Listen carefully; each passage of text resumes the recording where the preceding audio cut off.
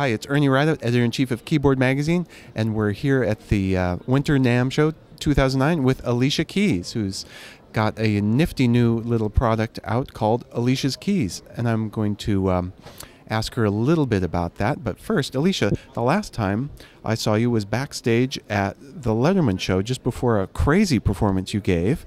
Wow. And you were talking with Ray Chu, and you had a book of Chopin etudes in your hand.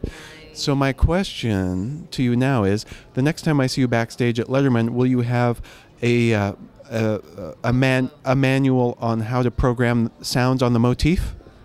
Definitely. Well, you know, I'm big on learning. I'm always big on learning. I'm definitely big on learning new instruments, mostly gear, and learning new songs and things that will really be able to just increase my knowledge. So you never know what kind of manual or booklet that you'll find in my hand. That's great. Tell me a little, and our readers, a little bit about Alicia's Keys. It's a software piano, is that right? Yes, it is. Alicia's Keys is a virtual piano, and so it's software that we've created, myself and Thomas Scarby, who's well known in the digital world for creating many different virtual sounds. My personal favorite is Scarby's Rhodes. I love it. The sound that he's been able to create is just very unique and one of a kind. So I love to actually use that. And so it was really a great brainstorm from my engineer, Ann Mincielli, who's worked on my last album, the entire album with me, for us to combine and be able to capture the sound that I used on my As I Am album and be able to basically allow the world to use it, and especially for me to be able to take it with me anywhere that I go, because oftentimes I'm using different keyboards or keyboard sounds, especially with shows. Even if I have a shell that looks like a grand, I'll use a MIDI keyboard sound so that I can control it in the mix, and it's just only okay. So I wanted to create something that was way better than okay, and that's what led to Alicia's Keys. That's really exciting. Yeah. So the sounds, it came from an acoustic piano that you're fond of? Is that it? So the Yamaha C3 Neo is in my studio. And that's exactly what we recorded. We sampled all 88 keys. We sampled, pedal up, pedal down. We sampled the resonance of it. We sampled staccato. We sampled everything, the release.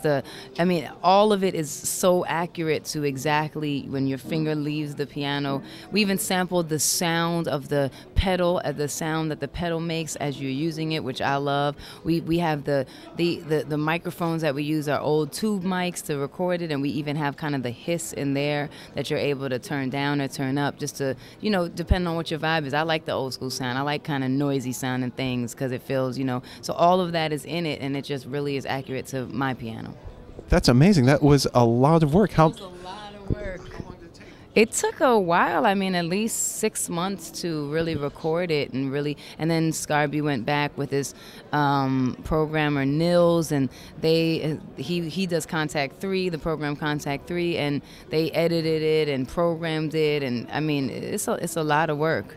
Tell me they didn't make you play each key every time 88 times. I played, because just one key in itself, just the velocities, because you're hard all the way to the pianissimo is like massive amount of time. So when I started, I was playing it, and when I did the notes that you sustain without the pedal, just holding it and letting the note die out on its own.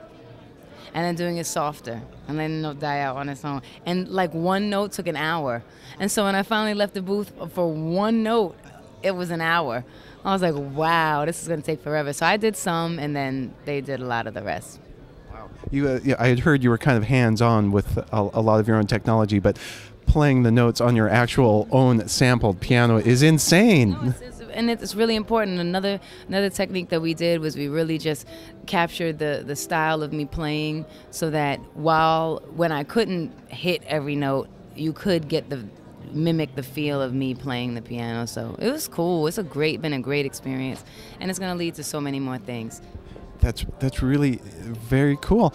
How will people be able to get Alicia's Keys, and what will they need to be able to use it? Right now, we are finalizing the actual distribution side of it as of this present moment. So in the next 3 months, you'll definitely be able to get it.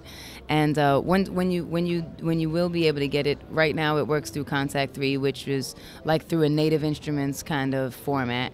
And so you will buy the software, load it into your computer, and then you can use any controller that you want to trigger it. And that's the way that it worked for now. But as we cross-format it, which I want to do, and especially bringing in Yamaha in the mix, I want to create a keyboard/piano that will really house this sound. And what I would love to do is I just love to make an amazing body and that the sound lives in, so that teenagers and college students and people who aren't able to afford $50,000 pianos have a great sound with a great feel and can really hone their creative craft. That's a great idea. Yeah, that's quite and this particular sound is really inspiring in your own music.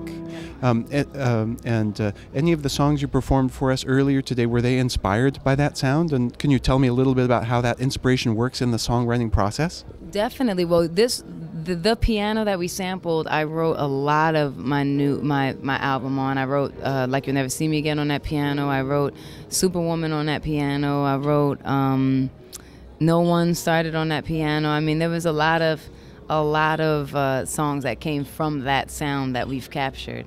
So I think sound, it's all about the sound, because, one time I played this beautiful, 16th century harpsichord, and it was so spectacular that I just couldn't stop playing it. And then there was another harpsichord that came that was from the same time, but it just wasn't built as beautifully, and it didn't inspire me. So it's really all about how it sounds. And when I play this sound and I'm sitting there and I'm listening to it, it makes me want to play the richness, the warmth of it, the way that it feels so big and grand. It's kind of dark and mysterious. All of that gives me the inspiration to write. So it's amazing, because I'll play one key and I'm like, ugh, I never really want to touch it again, but this one really does motivate me.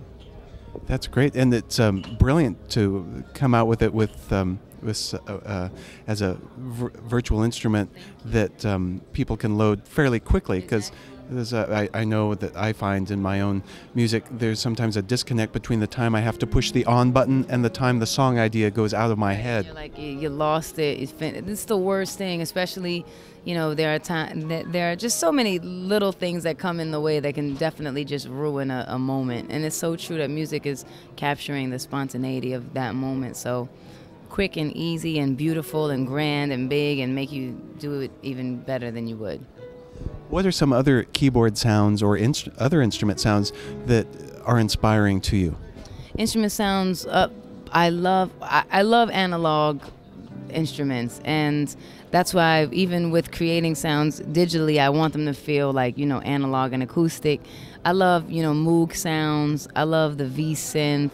I love kind of, I love Wurlitzers, and I especially love using Wurlitzers and Rhodes and Moogs and all those things, and amplifying them and putting effects pedals on them and reverbs on them and fuzz pedals on them, and just kind of going to town and having some fun. So those are some of the things I like.